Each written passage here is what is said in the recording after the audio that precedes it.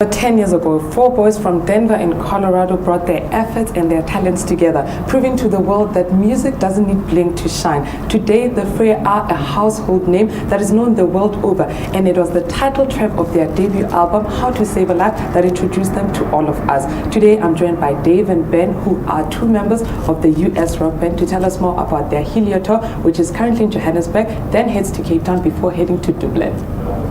Gentlemen, good morning. Good morning. Hey. Sure. Take us back to How to Save a Life. That was the track that, in a nutshell, broke you to the world market. What do you think it is about that track that got you going? Well, good question. I don't know. We've obviously thought about that quite a bit. It's been asked, and I think more so than that, we really didn't know what happened, and all of a sudden we were playing to quite a bit more people than we ever had. So I think that's been at the forefront of our conversations for a long time. I'm not sure. I think part of us probably tries to get back to that in a way. It's hard to tell. So 4 albums in, how do you think you've made an impact, especially on young musicians the world over? I don't know. Like we hear often from kids that we meet, like, I learned how to play piano because of you or whatever, which is cool. Like, that's a huge compliment, because we were those kids that we had our favorite bands growing up that, like, we would sit in our parents' basements, like, learning how to play our respective instruments to these bands. So to hear that from kids is crazy. It's really surreal to hear, because you're like, to think that you could be that for somebody else is really nuts. But it's an amazing honor to be in that place. And but we obviously don't think of ourselves in that way, because we're just doing our thing. So it kind of catches you off guard when you hear that you're that for somebody else. It's pretty amazing. Let's speak about the power of influence.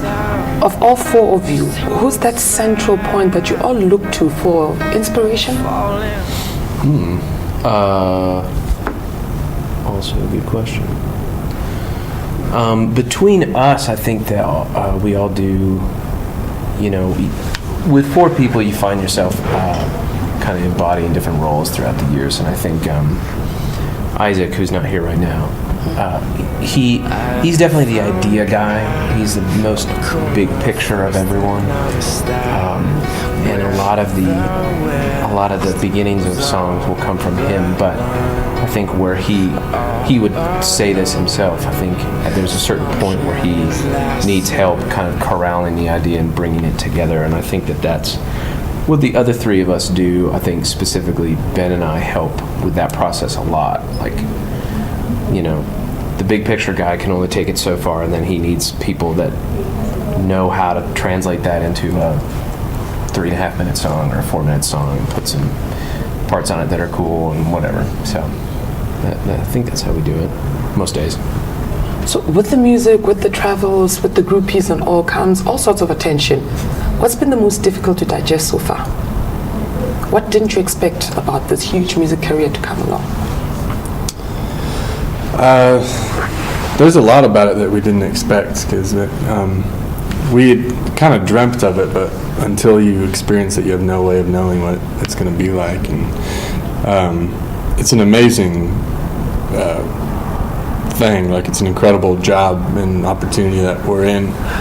But I think at times maybe the most difficult thing would be like trying to not believe the hype, or like drink your own Kool-Aid, if you will. Yeah. Like you're surrounded by people that are telling you that what you do is great all the time, and well, not everybody, but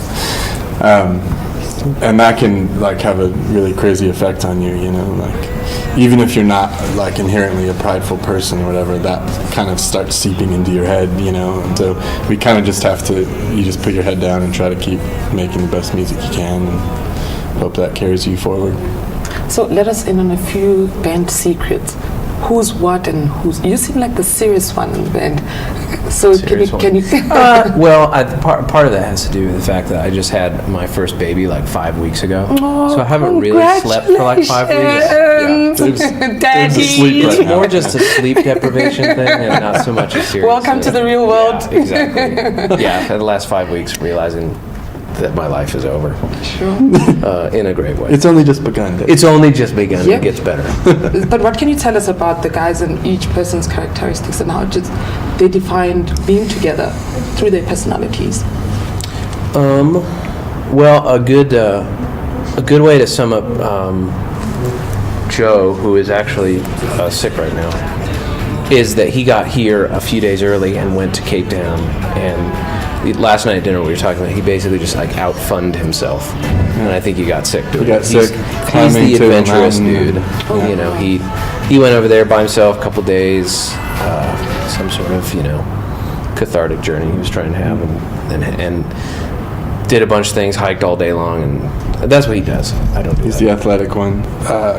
Dave's our George Harrison, and I'm Ringo. Joe's probably Paul. Ooh. Interesting. Maybe Joe and Isaac are a weird composite of Paul and They're kind of nice. John. Do you ever feel like you wish you could be anybody other than Ringo? Because you're kind of just Ringo by Nah, I default. love Ringo, yeah. Okay.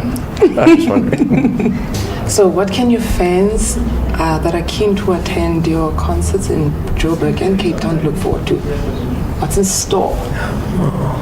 Well, the Johannesburg show is actually, I think, outside of the show in Denver that we had this summer, our biggest show I think this year. Yeah, maybe. Yeah. A lot of kids. We are kind of at a crossroads back home specifically. We're, everything is changing a lot. Industry is massively different than it was even when we started. And we started not that long ago. We have sold the least that we have ever sold, and yet we are playing the best we've ever played. And I feel like our shows, and we've heard from people, both friends and critics, that shows are the best they've ever seen. So it's kind of this like, we wish we could have the audience we had 10 years ago when we were playing to 15,000 people at home, not really even knowing what we were doing. Now that you've finally been South Africa, first time in Johannesburg, Africa is? So far, the people have been the best part, like super nice, warm people so far. Mm-hmm. It could change by It tonight. could change. It could change. Guys, thank you so much for your time. Morning Live really appreciates the chat. Thank you. The Fray is in South Africa for the Helio Tours, which is a world tour which heads to Dublin after this.